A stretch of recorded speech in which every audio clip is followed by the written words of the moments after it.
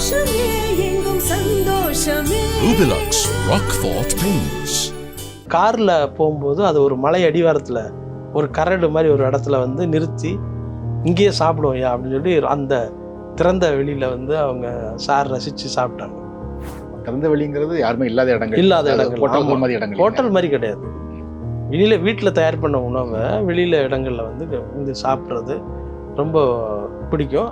50கள்லேயே அவர் வந்து அந்த pant belts, அந்த பட்டை பெல்ட்ஸு, அந்த பெல்ட்டு பெல்ட்ஸு இது போடுறத தவிர்த்துட்டு வேட்டி சட்டைக்கு மாறிட்டாங்க. அது ஒரு ஆன்மீக மாற்றமாக வந்தது. கடைசியில் அது வந்து தன்னுடைய உடையை வந்து இந்த வள்ளலார் மாதிரி ஒரு வெள்ளை ஒயிட்டாக போடணும் அப்படிங்கிற முடிவுக்கு வந்து அவங்க மாறிட்டாங்க. அப்புறம் ஸ்டுடியோவுக்கு ராஜா சார் வரும்போது அங்கே வந்து இருக்கிறது வந்து ரவுண்ட் நெக்கு இது வச்சு சாதாரண ஜிப்பா அப்படி இருந்தாலுமே வீட்டுக்கு போகும்போது சின்னதாக ஒரு காலர் வச்ச ஒரு ஷர்ட் மாதிரி ஒன்று போட்டுக்குவாங்க. அவர் அம்மாவுடைய ஒரு இடத்துல வந்து இருந்து பார்த்துக்கிறது வந்து கார்த்திக் ராஜா அவர்களுடைய மனைவி, அவங்க ராஜேஸ்வரி சகோதரி அவர்கள் தான். அவங்கள பற்றி அதிகமாக வெளியில் தெரியாது. அவங்க அதை பற்றி வெளியில் சொல்லிக்கவும் விரும்ப மாட்டாங்க. சார் வந்து அவர் படித்த ஸ்கூலுக்கெல்லாம் அழைச்சிட்டு போனாங்க. எந்த கோம்பையில் இருக்கிற அந்த பள்ளிக்கூடத்துக்கு போயிட்டு நான் எங்கே உட்காருவேன் அப்படின்னு சொல்லி அவருடைய வகுப்பில் போய் அவர் உட்கார்ந்துருந்த இடத்துல போய் நாங்கள் உட்காந்துட்டு வந்தேன். சார் வந்து இந்த சேரில் தான் நான் உட்காருவேன்னு சொல்லி உட்காந்தே காமிச்சாங்க. அப்போது அந்த மாதிரியான அனுபவம்லாம் இருக்குது. அது வந்து திரும்ப வந்துட்டு அவருக்கு ரொம்ப பிடிச்ச இடம் வந்து அந்த பண்ணைப்புறத்துலேயே வந்து கன்னிமார் கோவில்னு ஒரு இடம் இருக்குது. கார்த்திக் ராஜா அவருடைய பையன் யத்தீஸ்வரோட சேர்ந்து கிரிக்கெட் விளையாடிருக்கு, பால் போட்டிருக்காரு. அப்போ சார் வந்து சொன்ன, யோ ஏண்டா டேய், அவர் எவ்வளோ பெரிய ஆள், ஏன்னா அவரை கொண்டு நீ வந்து கிரிக்கெட் விளையாட கூப்பிட்றேடா அப்படின்னு சொல்லி நான் சும்மா செல்லமாக கோபிச்சுக்கிட்டாங்க. ஆனால் ரஜினி சார் வந்து சாமி விடுங்க அவர் சின்ன பையன் அன்றுன் நீங்கள் போடுங்க பால் போடுங்க அப்படின்னு சொல்லி இப்படிலாம் விளையாண்டுருக்காங்க.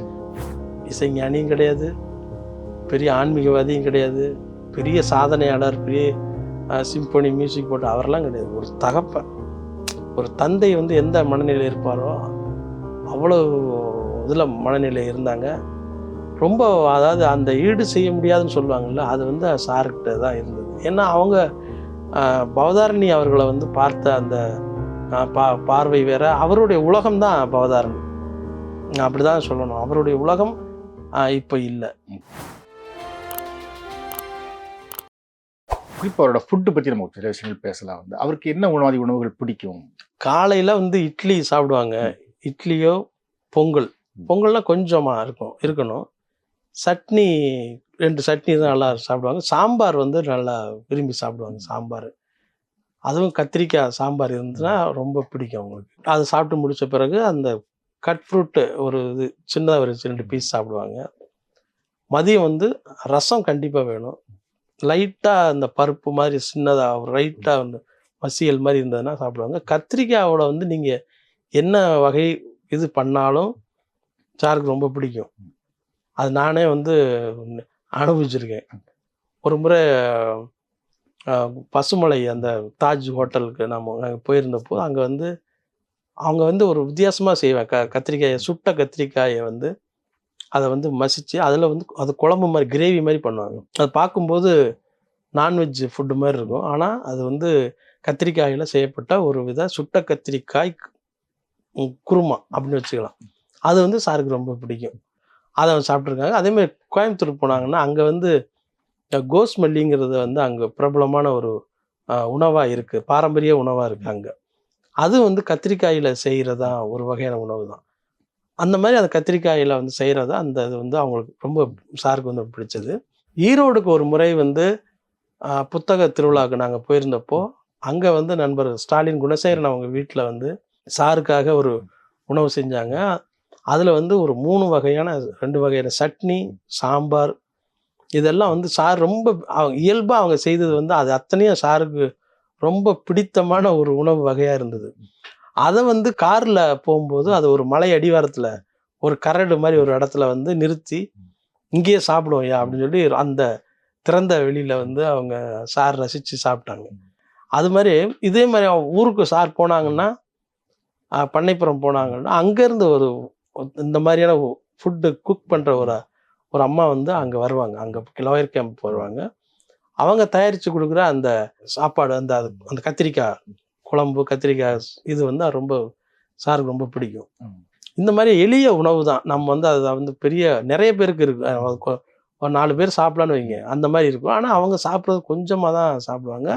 இரவு நேரங்களில் வந்து இட்லி லைட்டாக இட்லி ஒரு இட்லி சாப்பிட்டாங்கன்னா இது கட் ஃப்ரூட் வச்சுருப்பாங்க. இப்போ பப்பாளி பழம் வச்சு அதை சாப்பிட்டு அன்னைக்குடைய அந்த இதை உணவு இதை வந்து நிறைவு பண்ணுவாங்க. இதில் இடையிலப்பட்ட நேரங்களில் ஸ்நாக்ஸ் டீ காஃபி அந்த மாதிரி சாப்பிட பழக்கம் இருக்குமா? டீ வந்து சாப்பிடுவாங்க காலை, அதாவது 11 மணிக்கு டீ குடிப்பாங்க. 3 மணிக்கு வந்து சூப்பு வரும். சில நேரம் சாப்பிட ஆசைப்பட்டாங்கன்னா இளநீர் வாங்கிட்டு வந்து அதை இளநீரை வழுக்கையாக இருக்குல்ல அந்த இளநீரை வந்து சாப்பிட்ருக்காங்க. எனக்கு அவங்க சாப்பிடும்போது ஒரு நாள் போனால் வாயா உட்காரியா அப்படின்னு சொல்லிட்டு அவங்க இளநீரை வந்து எனக்கு ஸ்பூனில் வந்து கொடுத்து அதை வந்து பேசிகிட்டு இருந்தாங்க. அது ஒரு ஒரு நல்ல அனுபவம் எனக்கு. இப்போ ட்ராவலில் போகும்போது இடையில வண்டிகளை நிறுத்தி ஹோட்டல்களில் சாப்பிட்றது டீ குடிக்கிறது அந்த மாதிரி பழக்கங்கள் இருக்குமா? இல்லை, அந்த மாதிரி டீ குடிக்கிற போது ஒரே ஒரு முறை வந்து ஒரு இடத்துல டீ சாப்பிட்டாங்க. ஆனால் அங்கே ஒருத்தர் வந்து கொண்டு வந்திருந்தாங்க, ஒருத்தர் வீட்டிலேருந்து கொண்டு வந்திருந்தாங்க. அது மாதிரி சாப்பிட்டாங்க. இதுதான் அந்த வெளியில் சாப்பிட்றத வந்து, அதாவது திறந்த வெளியில் ஒரு இடத்த ஒரு லொக்கேஷனில் அந்த மாதிரி சாப்பிட்றது வந்து சாருக்கு ரொம்ப ஒரு பிடித்தமான ஒரு விஷயமா இருந்தது. திறந்த வெளிங்கிறது யாருமே இல்லாத இடங்கள், ஹோட்டல் மாதிரி கிடையாது. வெளியில் வீட்டில் தயார் பண்ண உணவை வெளியில் இடங்களில் வந்து சாப்பிட்றது ரொம்ப பிடிக்கும். அதே மாதிரி நம்ம கூட நம்ம சாப்பிட்டாலும் நம்ம சங்கடப்பட்டோம்னா அதை முதல்ல சரி பண்ணுவார். சாப்பிடும்போது நீ என்ன உட்காந்து சாப்பிடணும். கோயம்புத்தூர்ல அப்படிதான் வந்து எனக்கு ரொம்ப தர்ம சங்கடமாக இருந்தது. உட்காந்து சாப்பிடு. இல்லை, நான் அங்கே போய் என் ரூமில் சாப்பிட்றேங்க அப்படின்னு சொன்னேன். அவர் வந்து இங்கேயே உட்காரியா உட்காந்து சாப்பிட்டு எடுத்து வச்சு சாப்பிடுன்னா, நான் ஒரு இட்லி சாப்பிட்டேன், ஏன் ஒன்று சாப்பிட்றேன் இன்னொன்று எடுத்து வச்சுக்கியா, அந்த மாதிரி ஒரு அக்கறையோடு அதை வந்து கவனிச்சுக்குவாங்க. எனக்கு வந்து அது நான் ஒரு பெரிய என் வாழ்க்கையில் எனக்கு ஒரு பெரிய பாக்கியம்னு நினச்சிக்கோங்க. அந்த மாதிரி நான் நினச்சிக்கிட்டேன் அந்த நேரத்தில். அப்படியே வந்து ரொம்ப அக்கறையாக கவனிச்சுப்பாங்க. அவங்க வந்து நமக்கு இருக்கான்னு பார்த்துட்டு தான் சாரு சாப்பிட ஆரம்பிப்பாங்க. எல்லாருக்கும் இருக்கா அப்படிங்கிறத தெரிஞ்சுக்குவாங்க. எல்லாருக்கும் சாப்பிட்டீங்கன்னா நீ இதை சாப்பிட்டியா, அந்தந்த ஐட்டம் சாப்பிட்டது அதை கொஞ்சம் நேரம் சாப்பிட்டு முடிச்ச பிறகு அது இது நல்லா இருந்துச்சுல, இது நல்லா இருந்துச்சுல, இந்த இது வந்து சரியா இல்லை அப்படிங்கிற மாதிரி சொல்லுவாங்க. காரைக்குடி அந்த வகையான உணவு வகை இருக்குல்ல, அதை வந்து விரும்பி சாப்பிடுவாங்க. அதில் வந்து இந்த பணியாரம் ரொம்ப நல்லாயிருக்கும் அவங்களுக்கு. அப்புறம் இந்த குட்டி தோசைன்னு ஒன்று இருக்கும். குட்டி ஆனியன் லைட்டாக, அதாவது ரொம்ப ஆனியனை வந்து ரொம்ப சாப் பண்ணி ரொம்ப நுணுக்கமாக வெட்டி அதை வந்து போட்டால் அந்த குட்டி தோசை, அதை ஒரு மாதிரி ஒரு கார சட்னி மாதிரி ஒரு சட்னி இருக்கும். அந்த சட்னி வந்து சார் விரும்பி சாப்பிட்றதுக்கு உணவு. இப்போ இளையராஜானாலே அந்த வேட்டி சட்டை அது உள்ள இருக்கிற உருவம் தான் நமக்கு ஞாபகம் வரும். ஏன்னா நம்ம இளையராஜாவை பொதுவாகவே அந்த இதை பார்த்துருக்கோம் வந்து ரொம்ப அபூர்வமாக தான் வெளிநாடுகளுக்கு போகும்போது ஒரு ஃபேன் சட்டை போடுறோம் அப்படி பார்க்குறோம் வந்து. ஸோ வீடுகளில் எப்படி இதே வேட்டி சட்டைகளாக இருப்பாரா? எப்படி வேட்டி சட்டை தான் எப்போவுமே அவருக்கு விருப்பமான உடை. வந்து அது கிட்டத்தட்ட அது 80கள்லேயே அவர் வந்து அந்த பேண்ட்டு பெல்ட்ஸு, அந்த பட்டை பெல்ட்ஸு, அந்த பெல்ட்ஸு இது போடுறத தவிர்த்துட்டு வேட்டி சட்டைக்கு மாறிட்டாங்க. அது ஒரு ஆன்மீக மாற்றமாக வந்தது. கடைசியில் அது வந்து தன்னுடைய உடையை வந்து இந்த வள்ளலார் மாதிரி ஒரு வெள்ளை ஒயிட்டாக போடணும் அப்படிங்கிற முடிவுக்கு வந்து அவங்க மாறிட்டாங்க. அப்போ ஸ்டுடியோவுக்கு ராஜா சார் வரும்போது அங்கே வந்து இருக்கிறது வந்து ரவுண்ட் நெக்கு இது வச்சு சாதாரண ஜிப்பா அப்படி இருந்தாலுமே வீட்டுக்கு போகும்போது சின்னதாக ஒரு காலர் வச்ச ஒரு ஷர்ட் மாதிரி ஒன்று போட்டுக்குவாங்க. ஷர்ட்னா அதுவும் ஜிப்பா தான், அதுவும் ஒயிட்டு தான்.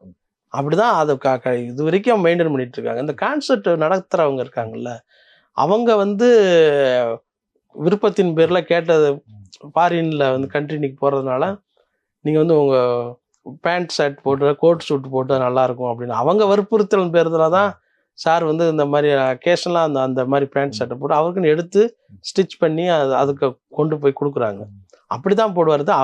சாருக்கு இளையராஜா சாருக்கு ரொம்ப பிடிச்ச உடை அப்படின்னா அது அந்த தும்பப்பூ வேட்டி சட்டை.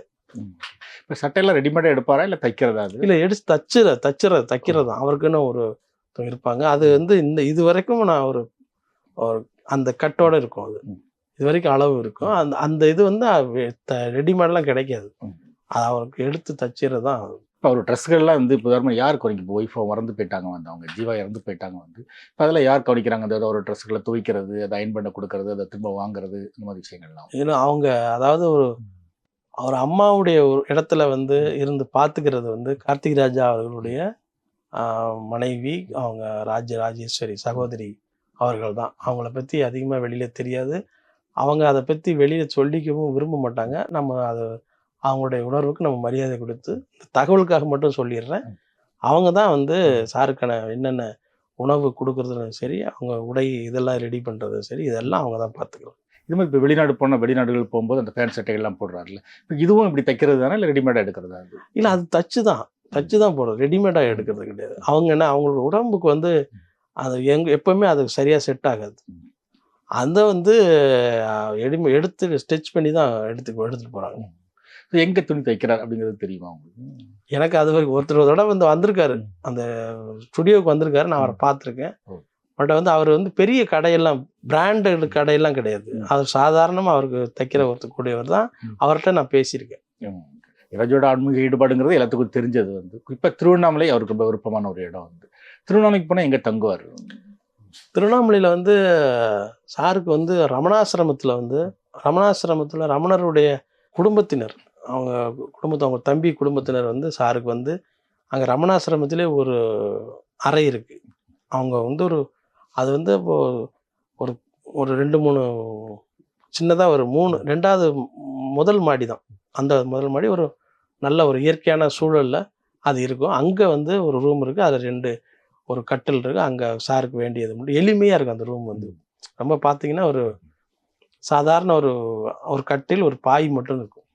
பாய் கீழே தான் படுக்கிற மாதிரி தான் இருக்கும். அந்த மாதிரியான ஒரு சூழல் தான். அங்கே தான் வந்து ரெகுலராக தங்குறது. சொந்த ஊருக்கு அடிக்கடி போவாரா? இப்போ பண்ணையபுரத்துக்கு அது மாதிரி நீங்கள் கூட இருந்து போயிருக்கீங்களா?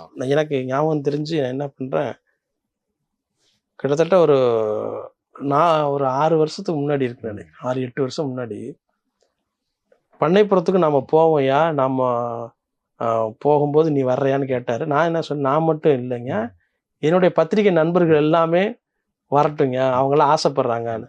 அப்படியா, சரி, அப்போ ஒன்று பண்ணு, நீ வந்து தனியாக அவங்கள்ட்ட ஒரு காரை ஏற்பாடு பண்ணிவிட்டு நீ வா, நம்ம எல்லாம் போய் அதை போய் காமிப்போம், நம்ம என் ஊரை காமிக்கிறேன் அப்படின்னு ரொம்ப ஆர்வமாயிட்டாங்க. பத்திரிகையாளர் நண்பர்கள் எல்லாமே நான் அழைச்சிட்டு போனேன். அநேகமாக பத்திரிகையாளர்களை மிக நெருக்கமாக எல்லா பத்திரிகையாளர்களையும் ராஜா சாரோட நெருக்கமாக இருக்க வைத்த ஒரே ஆள் நானாக தான் இருப்பேன். நான் தான், வேற யாருன்னு. ஏன்னா அதை சொல்கிறதுக்கே அவங்க சில பேருக்கு தயங்குவாங்க. இல்லை இவ்வளோ பேர் கூட்டு போகிறோமே, இவங்களில் வந்து யாராவது இடக்கு முடக்க ஏதாவது கேள்வி கேட்பாங்களோ அப்படிங்கிற அந்த ஒரு தயக்கம்லாம் இருக்கும்ல. அதெல்லாம் வந்து இல்லாமல் நான் எனக்கு ஃப்ரெண்ட்ஸுங்க என்னோட அன்புக்கு கட்டுப்பட்டு அவங்களும் அமைதியாக ஜாலியாக சார் கூட டூர் வந்த மாதிரி வந்தாங்க. நாங்கள் எல்லாமே வந்து பண்ணைப்புறத்துக்கு போயிருந்தோம், லோயர் கேம்ப் போயிருந்தோம். அங்கே போய் தங்கிட்டு விருந்து எல்லாருக்கும் வந்து நல்லா கல்யாண விருந்து மாதிரி ஒரு சாப்பாடு, நல்லா சாப்பாடு. சார் வந்து அவர் படித்த ஸ்கூலுக்கெல்லாம் அழைச்சிட்டு போனாங்க. எந்த கோம்பையில் இருக்கிற அந்த பள்ளிக்கூடத்துக்கு போயிட்டு நான் எங்கே உட்காருவேன் அப்படின்னு சொல்லி அவருடைய வகுப்புல போய் அவர் உட்கார்ந்துருந்த இடத்துல போய் நாங்கள் உட்காந்துட்டு வந்தேன். சார் வந்து இந்த சேர்ல தான் நான் உட்காருவேன்னு சொல்லி உட்கார்ந்தே காமிச்சாங்க. அப்போது அந்த மாதிரியான அனுபவம்லாம் இருக்குது. அது வந்து திரும்ப வந்துட்டு அவருக்கு ரொம்ப பிடிச்ச இடம் வந்து அந்த பண்ணைப்புறத்துலேயே வந்து கன்னிமார் கோவில்னு ஒரு இடம் இருக்குது. அது வந்து எப்படின்னா கிட்டத்தட்ட அந்த மேற்கு தொடர்ச்சி மலையில் வந்து அடிவாரத்தில் இருக்கிற ஒரு பெரிய ஒரு குன்று, ஒரு பெரிய மலை. அந்த மலைக்கு அடிவாரத்தில் கீழே வந்து பெரிய ஆலமரம் இருக்குது. அந்த ஆலமரத்துக்கு கீழே வந்து கன்னிமார் தெய்வங்கள் வந்து சிலை வடிவத்தில் வந்து வைக்கப்பட்டிருக்கு. அங்கே வந்து இந்த விவசாயத்தை நம்பி இருக்கிற அந்த விவசாய மக்கள் வந்து அறுவடை காலத்திலையும் நடவு காலத்திலையும் அந்த கன்னிமார் கோயிலுக்கு வந்து பூஜை பண்ணிட்டு அதுபடி தொடங்குவாங்க. ராஜா சாருடைய பல காலங்கள் வந்து அந்த கன்னிமார் கோயிலில் தான் நேரத்தை செலவிட்டுருக்காங்க சிறு வயதுகளில். கங்கை மரன் சார் வந்து அந்த இடத்துக்கு போய் அவங்க மரத்துலேயே தான் அதிக நேரம் உட்காந்துருப்பாங்க. அங்கேருந்து தான் பாட்டு எழுதுவான். 13 வயசுலேயே பாட்டு எழுத ஆரம்பிச்சிட்டார் கங்கை மரன். இங்கே தான் உட்காந்து எழுதுவாயா அப்படின்னு சொல்லி அந்த விழுதுகள்லாம் பிடிச்சி ஆடின அந்த விழுதுகள்லாம் பிடிச்சி தொங்குறதுக்கெல்லாம் ட்ரை பண்ணாங்க. அந்த வீடியோலாம் இருக்குது, அதுக்கு ஃபோட்டோக்கள்லாம் இருக்குது என்கிட்ட. அந்த இடத்துக்கு வந்து அவருக்கு வந்து ரொம்ப பிடிச்ச இடம். நீங்கள் சாருக்கு மட்டும் இல்லை, ராஜா சாருக்கு மட்டும் இல்லை, நீங்கள் அந்த இடத்துக்கு போனீங்கன்னா அந்த இடத்த விட்டு வர்றதுக்கு உங்களுக்கு மனசு வராது. காரணம் அவ்வளவு காற்று அடிக்கும், ரொம்ப ரம்மியமாக இருக்கும் அந்த இடம். திடீர்னு மழை தூறல் விடும், அப்படியே விட்டு நின்றுடும். பயங்கர காற்றடிக்கும், ரொம்ப சிலுமையாக ஒரு குழுன்னு ஒரு அருமையான ஒரு சூழலை வந்து அந்த இடம் கிரியேட் பண்ணும். அங்கே தான் வந்து அதிக நேரம் அவருக்கு பிடித்த இடம் அதுதான். எப்படி இருப்பார் பண்ணைப்புறத்துக்கு போயிட்டாருன்னா ராஜா? பண்ணைப்புறத்துக்கு வந்து போனது வந்து அவங்க அம்மா அவங்க வந்து ரொம்ப அவர் வந்து நேசித்ததுனால அங்கே இருக்கிற பெண்கள் எல்லாம் இவருக்கு மேலே ரொம்ப பிரியம். எப்போவுமே அம்மாவை நேசிக்கிறவங்க வந்து தாய்மார்களுடைய ஆதரவு அதிகமாக இருக்கும். அதே மாதிரி ராஜா சாருக்கு வந்து அவங்க அந்த ஊரில் பெண்களுடைய ஆதரவு, அந்த முதிர்ந்த பெண்கள் ரொம்ப வயது அவங்க அம்மாவுடைய காலத்தில் வாழ்ந்தவங்களும் அதுக்கு அவங்கள்ட்ட மகளுகள் அவங்க இப்படியான ஆட்கள் வந்து அவங்க பெண்கள் வந்து அவரை வந்து ரொம்ப நேசி இப்போவும் அவங்க மேலே ரொம்ப பாசமாக இருக்காங்க. நான் சமீபத்தில் கூட போயிட்டு வந்தேன். அது அவ்வளோ ஒரு அன்பாக இருக்காங்க. அது வந்து அவங்களுக்கு வந்து அந்த வீட்டுக்கு போகிறதுனாலே ஒரு சார்கிட்ட வந்து ஒரு பெரிய உற்சாகம் வந்துடும். அப்படி தான் வந்து அன்னைக்கு வந்து நாங்கள் போய் இதுதான் என் வீடு, அப்போ வந்து புதுசாக பெயிண்ட் பண்ணியெல்லாம் வச்சுருந்தாங்க. அந்த தெருவுலலாம் நின்று நடந்து நாங்கள்லாம் புகைப்படம் எடுத்துக்கிட்டோம். பொதுவாக இளையராஜா பற்றின வந்து ஒரு என்னென்னா வந்து ரொம்ப கடுகடுப்பானவர், கண்டிப்பானவர். அதனாலே நிறைய பேர் அவரை அணுகிறதுக்கு தயங்குவாங்க வந்து. ஃபோட்டோ நீங்கள் சொல்கிறது வந்து அதுக்கு நேராக இருக்குது. எப்படி இருப்பார் நீங்கள் பழகின வரைக்கும் இளையராஜா எப்படி இருப்பார்? எனக்கு தெரிஞ்ச வரைக்கும் ரொம்ப ஜாலியாக, ரொம்ப ஜோவியலாக, ரொம்ப நகைச்சுவை உணர்வோடு இருக்கிறவங்க தான் இளையராஜா அவர்கள். நம்ம வெளியில் பார்க்குற தோற்றம் வேற, அவங்களுடைய வேலை காரணமாக அதோடைய தொந்தரவு பண்ணுற அந்த வேலை செய்ய முடியாமல் போகிற நேரத்தில் வந்து தான் சாருக்கு வந்து கோபம் வரும். என்னையா அது இதெல்லாம் ஒரு இப்போ நீங்கள் ஒரு விஷயம் நீங்கள் பண்ணுறீங்கன்னா வேண்டாயா அது அப்படின்னுவார். திரும்ப நம்ம அதை செய்துட்டு முடிச்சோன்னா அது ஃபெயிலியர் ஆகும். இதுக்கு தான் நான் சொன்னேன் அப்படின்னு. அதுக்கு எப்படி கண்டுபிடிக்கிறேன்னு தெரியல. ஒரு நிகழ்ச்சி நடக்குது, அந்த நிகழ்ச்சிக்கு வந்து நான் ஒருத்தர் அழைக்கிறதுக்கு ட்ரை பண்ணுறேன். அப்போது சார் சொன்னாங்க, அவரா இல்லை அவர் நான் தெரிஞ்சவர் தான், ரொம்ப அன்பானவர் தான், இருக்கட்டும் நிகழ்ச்சிக்கு வரணுமான்னு இப்போ யோசிச்சுக்க அப்படின்னாரு. இல்லைங்க நான் வந்து அழைச்சிட்டு வர்றேங்க. சரிப்பா வாங்க. அங்கே வந்து அவரால் ஒரு பிரச்சனை வந்துருச்சு. அதை வந்து ஏற்கனவே தெரிஞ்சு வச்சுக்கிட்டாரு. இது வந்து சிக்கல் வருமியா அப்படின்னு சொன்னாங்க. ஆனால் நான் அதை கேட்கலாம், நான் எடுத்து போனால் அதே மாதிரி வந்துருச்சு. அப்போது சார் வந்து என்னை பார்த்து சிரித்தாங்க, அவ்வளோதான். இதுதான் சொன்னேன் அப்படின்னு. ஸோ இந்த மாதிரி அதை வந்து ஜாலியாக எடுத்துக்கிட்டாங்க. அதை அப்படி தான் அவருடைய இதுலேயே சொல்லியிருக்காங்க, எழுதியிருக்காங்க. நான் வந்து ஆரம்பத்தில் எங்களுடைய வாழ்க்கை அன்றாட பசியோடு இருந்தாலும் ஒரு நாள் கூட நாங்கள் துன்பப்பட்டதில்ல, வாழ்ந்ததில்லை அப்படிங்கிறத சொல்லியிருக்காங்க. அது வந்து எவ்வளோ பெரிய வார்த்தை. அதாவது ஒரு பசியோடு நாங்கள் இருந்தாலும் அதை பற்றி நாங்கள் நினைக்கவே இல்லை, அதை நான் கஷ்டப்படவே படலை அப்படி தான் வந்து அவருடைய அந்த நகைச்சுவை உணர்வும் அது இதுதான் வந்து அவங்கள நான் அப்படி தான் நான் சாரை வந்து நான் பார்த்துருக்கேன். நம்ம சொல்கிற மாதிரி நம்ம இந்த வெளியிலேருந்து பார்க்குற மாதிரி அவ்வளவு சிங்கம் புலி அப்படிலாம் கிடையாது. இவங்களுடைய ஒருத்தரை எப்படி நீங்கள் அணுகிறீங்க, எப்படி பார்க்குறீங்க அப்படிங்கிற பொறுத்து தான் அவங்களுடைய மனபிம்பத்தில் அவங்களுடைய நிலை படியுது. அது அதே பார்த்தீங்கன்னா புது நிகழ்ச்சிகளிலே இளையராஜாவோட கொஞ்சம் ஃப்ரீயாக பேசுறது, கொஞ்சம் உதாரணமாக ஒரு மீட்டிங்கில் வந்து ரஜினி கொண்டார், சாமி உங்களுக்கு நிறைய கேஸ் போட்டவர், நிறைய காசுலாம் வருதில்ல அப்படின்னு சொல்லி அந்த அளவுக்கு ரொம்ப ஃப்ரீயாக பேசுவார். நீங்கள் கூட சோமன் பாபு வரும்போது ரஜினி வந்தார் அப்படின்லாம் சொன்னீங்க. ரஜினிக்கும் அவருக்குமான பழக்கம் எப்படி இருக்கும்? இப்போ இங்கே ஃபாரின்லேருந்து ஒரு கல்லூரி உங்களோட கல்லூரி மாணவர் வந்திருந்தா எப்படி, டேய் நான் ஊர்லேருந்து வந்திருக்கேன், இந்த வந்துடுறேன் அப்படின்னு சொல்லிட்டா நீங்கள் வீட்டில் இருப்பீங்கல்ல, அது மாதிரி தான். அந்த உணர்வுல தான் சாரு பார்க்கணும்னு முடிவு பண்ணேன். சாமி எங்கே இருக்கீங்க, நான் உங்களை பார்க்கணும்னு நினைக்கிறேன், வாங்க சாமி இங்கே தான் இருக்கேன் அப்படின்னா அவர் சொல்ல உடனே கிளம்பி வண்டி எடுத்துட்டு கார் எடுத்து வர வேண்டியதுதான். ஒரு நாள் சாரே போய் ரஜினி சாரை வந்து வீட்டுக்கு அழைச்சிட்டு வந்தாங்க. நான் அவங்க வீட்டுக்கு வரணும்னு நினைக்கிறேன், இல்லை நான் வந்துடுறேன், நீங்கள் வராதிங்க நான் வரேன்னு சொல்லி சார் கூப்பிட்டு போய் ரஜினி வீட்டுக்கு வந்தாங்க. அங்கே வந்து ரஜினி சார் வந்து அவருடைய பேரப்பிள்ளைங்கள் வந்து அப்போ வந்து யதீஸ்வர் வந்து தான் சின்ன குட்டி பையனாக இருந்தார்.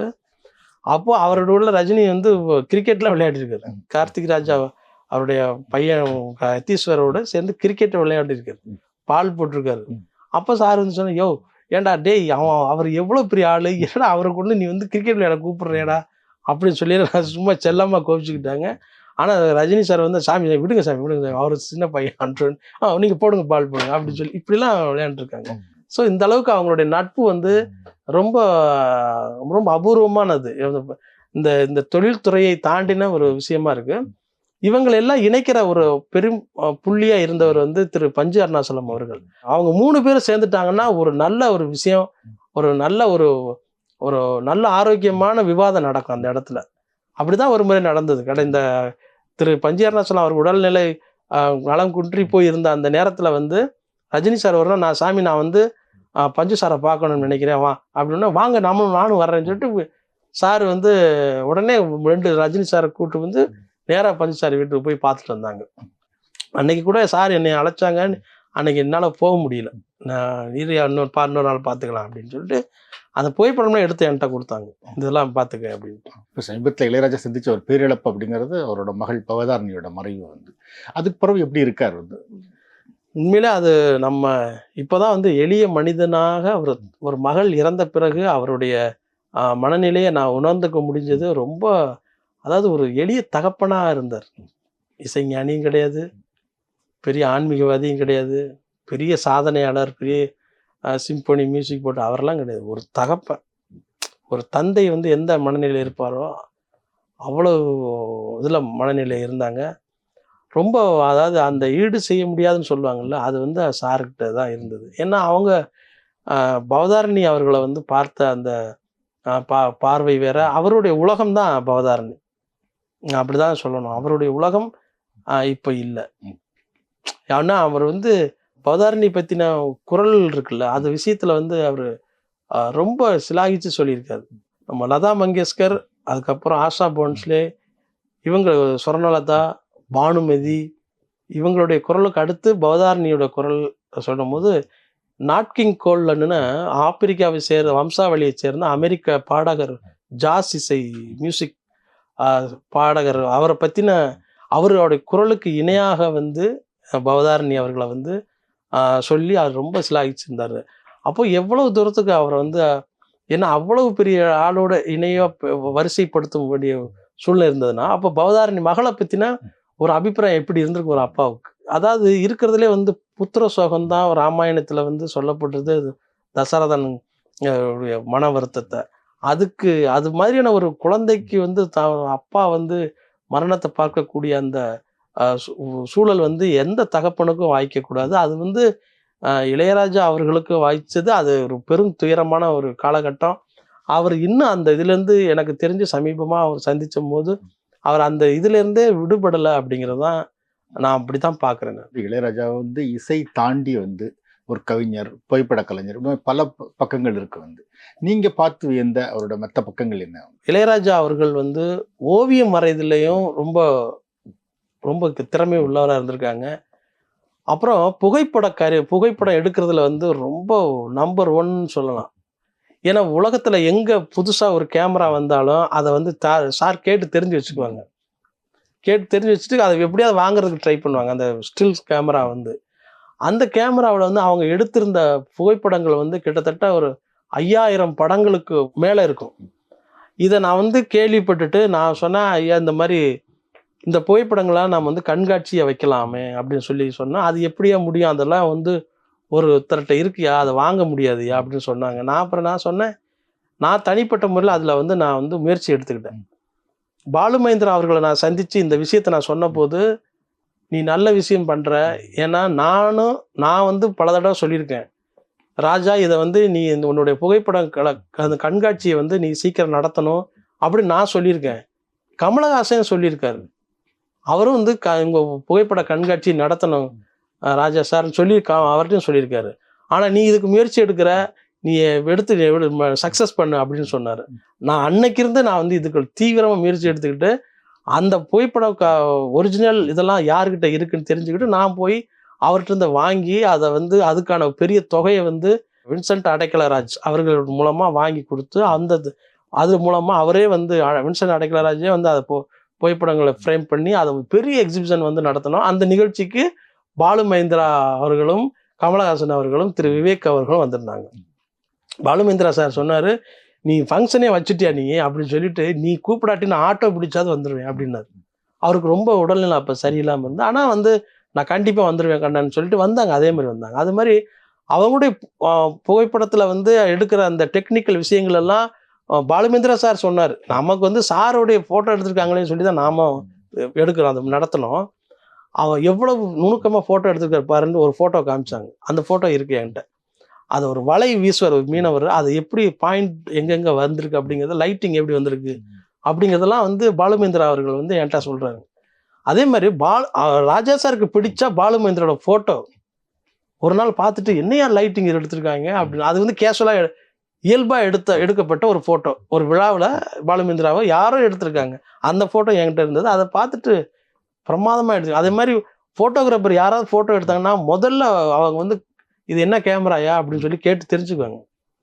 கேமரா தெரிஞ்சுக்கிட்டு எப்போ வாங்கினேன், என்ன பண்ணுறேன், இது மாதிரி தான் சந்தித்த ஒரு ஃபோட்டோகிராஃபருக்கு அவர் பயன்படுத்திக்கிட்டு இருந்த கேமராவே கிஃப்டெல்லாம் கொடுத்துருக்காரு. கிஃப்டாக கொடுத்து அதை வந்து நீ வச்சுக்கையான்னு சொல்லி கொடுத்துருக்காரு. அதே மாதிரி கவிதை எழுதுறது அப்படிங்கிறது வந்து ஈரோடு தமிழன் பண்ண ஒரு கவிதைக்கு புது கவிதைக்கு வந்து வேறொரு வடிவம் கொடுத்து ஒன்று எழுதி சென்ட்ரின்னு ஒன்று எழுதியிருந்தாங்க. அதை வந்து பல வருஷத்துக்கு முன்னாடியே ராஜா சார் வந்து எழுதிட்டார்.